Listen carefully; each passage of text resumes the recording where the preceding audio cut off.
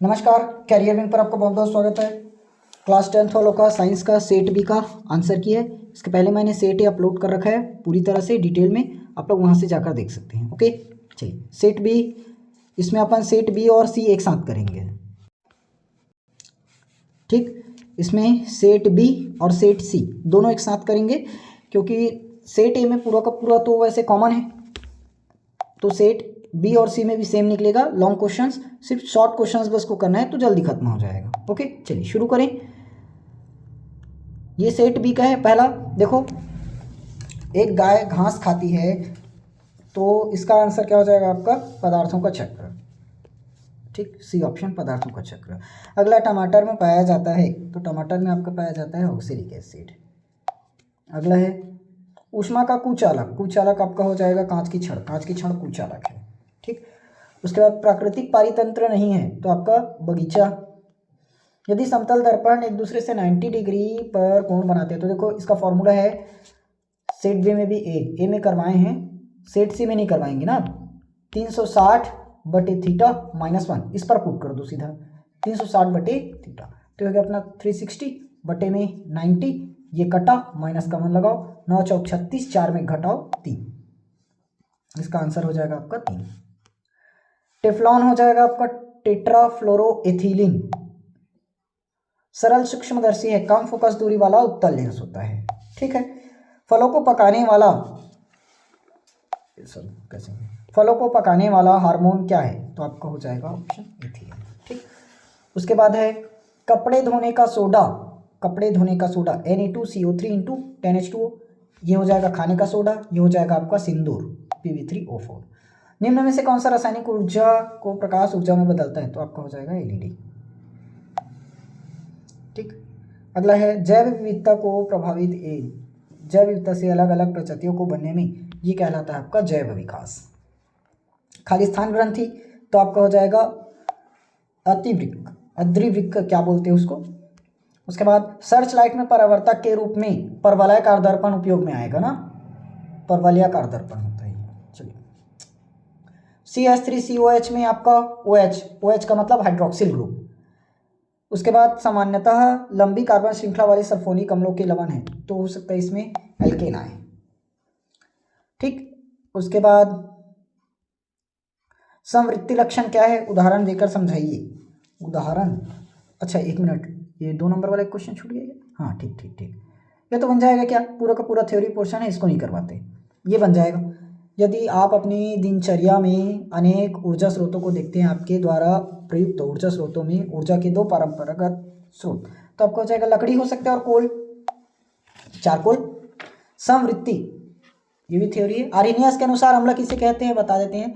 जो H+ ion दे उसे अम्ल कहते हैं। 2 अम्ल आपका HCl हो जाएगा, H2SO4 हो जाएगा, या तो HNO3 हो जाएगा। अब देखो, जरूरी नहीं है जो मैं बता रहा हूँ वही आप लोग लिखे होंगे, आप लोग जो अम्ल लिखे होंगे वो सही है, क्योंकि अम्ल सिर्फ 3 ही थोड़ी ना, मैं तो 3 बताया।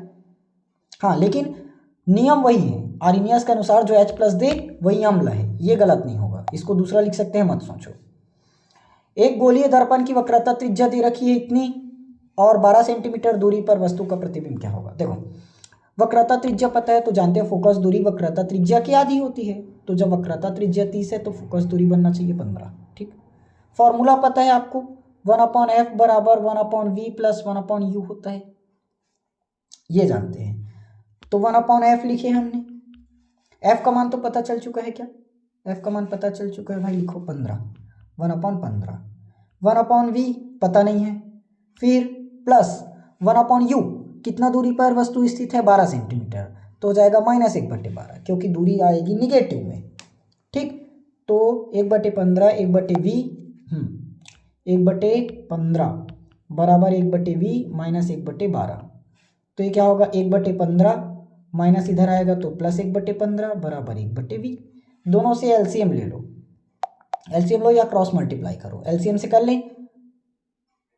एलसीएम क्या हो जाएगा आपका? 60, तो 15 चौक 60, 12 पंचे 60, तो 5 4 9, 9/60, ये आ गया क्या?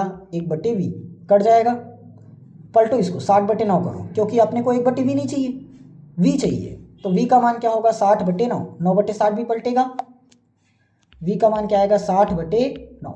इसको भाग करो, 3 दूनी 6, 3 शून्य 0 और 3 तिया 9, कट जाएगा क्या? ठीक, काटो, 3 6 18, फिर 3 6 18, 3 6 18, ये जाते जाएगा तो 6.7 अप्रॉक्स में आ जाएगा। ठीक, और ये कैसे बनाएगा? आभासी प्रतिबिंब। ठीक है, चलिए आगे। हाइड्रोजन बनाने की प्रयोगशाला विधि, मैं समीकरण बता देता हूँ ना। Zn प्लस 2HCl बनाएगा ZnCl2 प्लस में H2, खत्म। दो उपयोग, हाइड्रोजन का उपयोग जानते हो, अमोनिया बनाने में करेंगे, साथ में ईंधन में भी करते हैं। ठीक, उसके बाद ये मैंने सेटे में पूरी तरह से करवा रखा है, आप लोग सेटे चेक कर लेना। ठीक, इसको हमने पूरी तरह से सेटे में पूरा का पूरा डिटेल सॉल्यूशन करवा रखा है, आप लोग सेटे देखिए। सेटे का वीडियो अपलोड हो चुका है, लिंक डिस्क्रिप्शन में जाकर देख सकते हैं, या तो वीडियो के चैनल के टॉप पर चले जाइए, वहीं मिलेगा। चलिए सेट से शुरू करें। चलिए देखिए भाई, सेट सी सेट में क्या आया था? पहला क्वेश्चन कहाँ है, कहाँ? अरे एक मिनट, इसका पहला क्वेश्चन किधर गया? एक मिनट, अरे यहीं तो है। अच्छा यहीं है पहला क्वेश्चन, देखिए मैं खाली सा समझ रहा था। इसका आंसर आपका हो जाएगा 2। क्वेश्चन देख लेना, लॉन्ग क्वेश्चन है।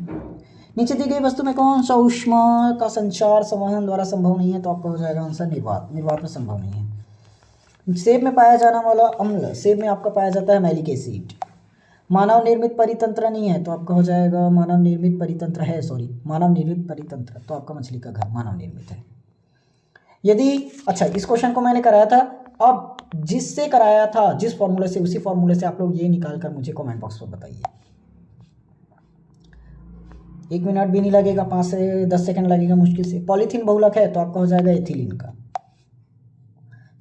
अच्छा, एक कम फोकस दूरी वाले उत्तल लेंस से बनता है, तो आपका बनेगा सरल सूक्ष्मदर्शी बनता है।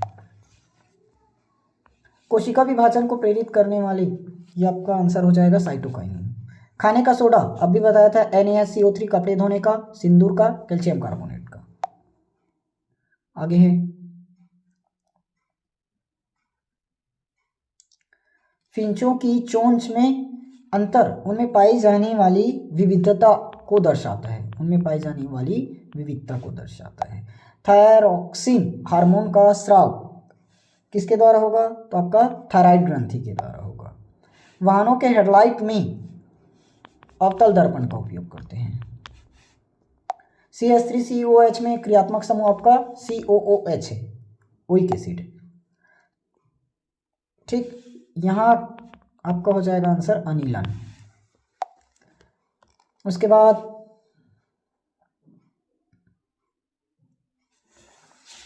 सेट बी, ठीक।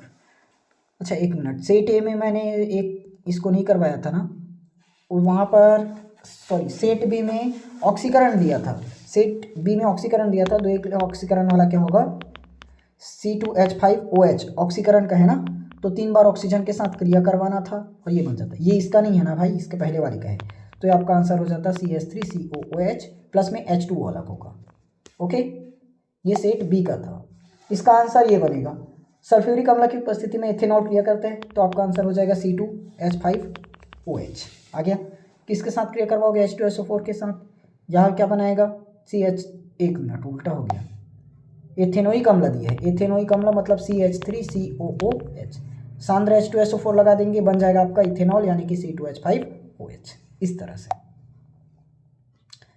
अपनी दिनचर्या में जो देखते हैं, तो यहाँ पर आपका हो जाएगा कोयला और पेट्रोल। ठीक, कोयला और पेट्रोल। आगे बढ़ें, आर्हेनियस के अनुसार क्षार क्या होगा? अब भी बताए, जो जलीय विलयन में H+ आयन दे वो अम्ल, OH- आयन दे वो क्षार। H+ आयन अम्ल मतलब HCl हो सकता है, H2SO4 हो सकता है। क्षार क्या होगा? क्षार आपका हो जाएगा KOH, क्षार है। NaOH, ये भी क्षार है, तो कोई भी क्षार लिखो चलेगा। ठीक, उसके बाद अगला क्वेश्चन है नाइट्रोजन। अच्छा एक क्वेश्चन छोड़ गया। एक उत्तल दर्पण की वक्रता त्रिज्या इतना दे रखा है, देखिए वक्रता त्रिज्या दे रखा है तो साफ है फोकस दूरी आधी होगी, मतलब 15 बन गया। अभी इसको करवाए 1/f बराबर 1/v प्लस 1/u में पुट करना है। 1/f पता चल चुका आपका 1/15, 1/v, v हमें पता नहीं है। दर्पण से वस्तु की दूरी दे रखा है 1/10 तो माइनस 1/10, ठीक। तो माइनस इधर आएगा तो 1/15 प्लस 1/10, 1/15 इधर माइनस था, इधर आ जाएगा तो प्लस 1/10, बच गया हमारा 1/v। बस यहाँ से सॉल्व कर दो। देखो अब यहाँ 15 है, यहाँ 10 है, गलत बात, तो इसको हम 15 बना देते हैं। कैसे बनाएंगे, नहीं बनेगा, तो दोनों को एक समान बनाओ। एलसीएम लो सीधा, 60 हो जाएगा क्या, एलसीएम आपका 60, तो 15 चौक 60, 10 छक 60, तो 6 और 4 10/60 बराबर 1/v, तो कट जाएगा। तो v का मान फाइनली क्या मिलेगा, 6, क्योंकि 1/v है, v को ऊपर लेकर चलो, तो इधर 6 को ऊपर लेकर चलो, तो v बराबर आ गया 6, वास्तविक प्रतिबिंब। अगला नाइट्रोजन बनाने की प्रयोगशाला विधि, रासायनिक समीकरण। नाइट्रोजन बनाने की प्रयोगशाला विधि का रासायनिक समीकरण क्या है आपका, NH4Cl प्लस NaNO2, ये बनाएगा क्या आपका, नाइट्रोजन बना देगा, प्लस 2 टाइम्स हाइड्रोजन, ये जल बनाएगा और नमक बनाएगा।